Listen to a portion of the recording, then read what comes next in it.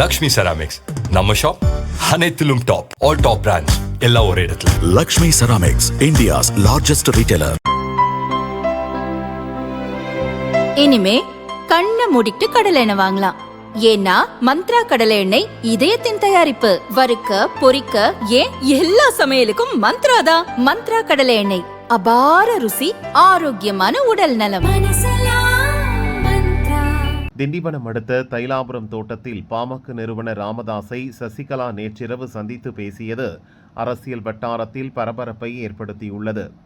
வரும் சட்டசபை தேர்தலில் யாருடன் கூட்டணி என பாமக நிறுவனர் ராமதாஸ் இன்னும் முடிவுக்கு வரவில்லை.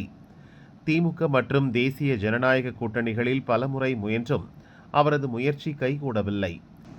இந்நிலையில் யாரும் எதிர்பாராத விதமாக அவரது தைலாபுரம் தோட்டத்திற்கு நேற்றிரவு சசிகலா வந்தார்.